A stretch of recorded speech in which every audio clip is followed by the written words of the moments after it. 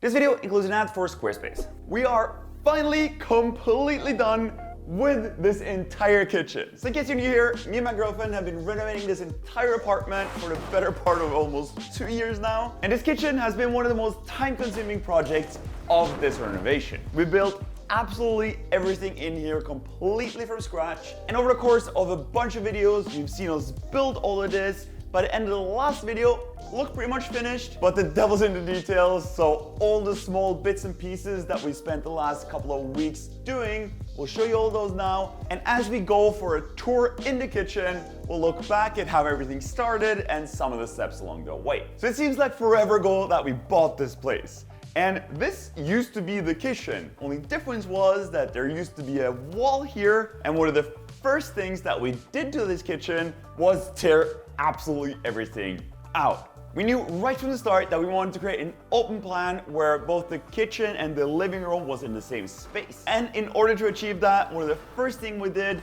was tear down the wall that used to be right here. Then slowly and steadily, what we initially thought was going to be a pretty quick project turned into more and more work as we decided to tear down and rebuild more and more things. Initially, we hadn't planned to tear up neither the floor or the ceiling, but we ended up doing both of those things, which created just an insane amount of dust and work for ourselves. But after months of work leveling both the floor and the ceiling, drywalling all the walls, insulating, sanding, and finishing everything, we were finally able to paint, lay down new flooring with floor heating, and give ourselves a great starting point to build this kitchen on top of. So when the time came to finally start building this kitchen, the first step was to draw everything in the computer. We used a 3D modeling program to draw out all the details, all the dimensions, and since we're gonna build everything from scratch, that also allowed us to utilize the space as much as possible.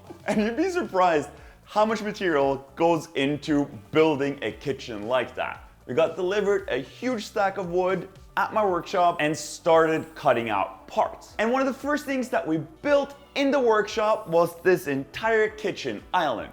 We actually built it mostly completely finished in the workshop before we put any finish on it, just to make sure that everything fits together and that everything works just the way that we want it. Then came a super tedious step, which was to disassemble everything again so that we can apply finish to all the parts. We completely underestimated this step as it took such a long time, and I might have spent something like 3 additional weeks testing a bunch of different wood finishes and application methods and stain resistance on hundreds of different tests. But once we figured out what we wanted, which was Rubio Monaco in chocolate color, we applied the finish to all the parts, in many cases 2 layers for everything that is visible on the outside, so that we can then reassemble all the finished parts into a framework that would later become this kitchen. And actually, a fun little side note, when we bought this apartment, this window wasn't here. This window is actually original to the building, but it was brick shot about 50, 60 years ago when they rearranged the floor plan in this building. And they put a wall right here. Since we wanted to open up the entire living space, that enabled us to reinstall this window, and it was kind of nerve-wracking slowly having to pull out the different bricks without having them fall 3 stories down on the ground floor. And while I was doing that, Vilde was down on the ground floor with a high-vis vest and a helmet, making sure none of the bricks, if they fall out, will land on some people.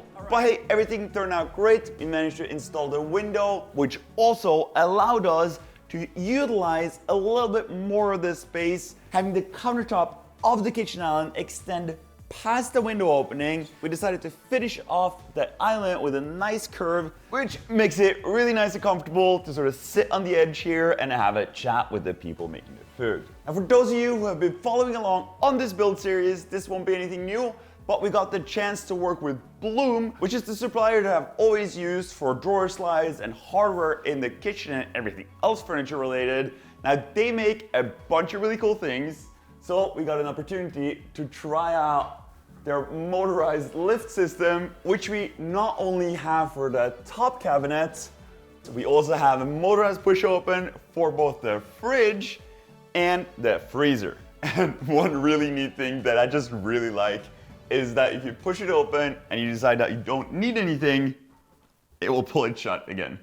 In one of my last videos, I reorganized all the drawers in this entire kitchen using 3D printing. I 3D printed a whole bunch of these boxes, creating a new organizing system based on the one I have in my workshop, but even more versatile. And we're using this for everything in the kitchen, everything from cutlery, a bunch of random sized boxes, even special ones for knives.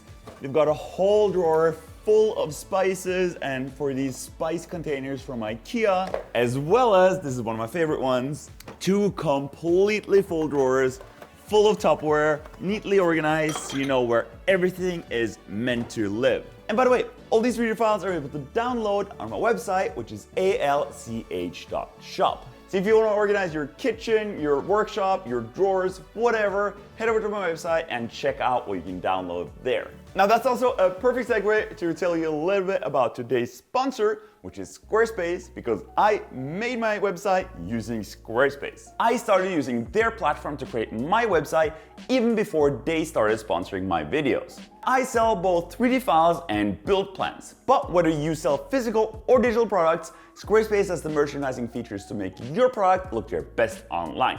That includes e-commerce templates, inventory management, a simple checkout process, and secure payments. Squarespace enabled me to super quickly and easily create my own website, and it was really easy to set up. And now with the new Squarespace Fluid Engine, it has never been easier for anyone to unlock unbreakable creativity. You can start with their best-in-class website templates and customize every design detail with their newly reimagined drag and drop technology.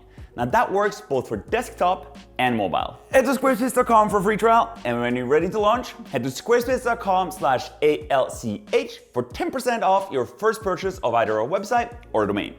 We're starting to get a pretty finished kitchen, but there was one thing that was still missing, and that were the countertops. These things are made of a material called Hymax. It's pretty similar to Corian. We were able to get a great price for the full sheets from a local supplier here called GOP. We then had to cut all this to size, gluing the sink, get all this fitting, but then over on this side, we not only had to extend one of these sheets to make it wide enough to span the entire width of the kitchen island, we also made the curve to finish off into the window opening, and the trickiest part was to glue on the side panel together with the top panel. And these types of materials have this really cool property that you can buy a glue that is the exact same color as the sheet of plastic that you use. So once you glue everything and then sand everything smooth, the seam is literally invisible. We made a custom cutout to flush mount the stovetop.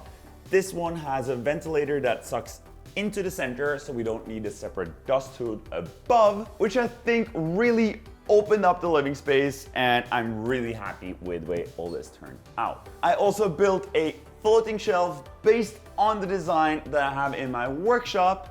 Super thin, no visible fasteners. This one also has an integrated light, and the light curves in towards the wall just like the countertop does in the window opening. I also built this thing, which is a roll-up door that hides a coffee station that has a custom-built slide-out mechanism that slides out the coffee machine, makes it really easy to use. Now, is this a super necessary thing to build? No, but it was really fun, and it has a bunch of things that I really like about making things, and that is figuring out small little details, how stuff goes together, like this mechanism that automatically turns the coffee machine as you open and close the drawer.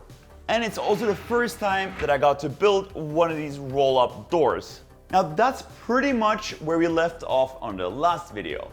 It looks like a complete kitchen, but don't let yourself be fooled by what you see on the internet. Because although it looked quite finished, there were a lot of small details still left. And one not so little detail. The entirety of this back wall was completely open until about last week. This back wall consists of 2 sheets of that same oak veneered MDF, and to hide the seams and make the otherwise pretty flat wall a little bit more interesting, we made a couple of these trim pieces out of real oak that we also finished. And we sort of last minute realized that there was some additional space that we could utilize. This is essentially behind the microwave.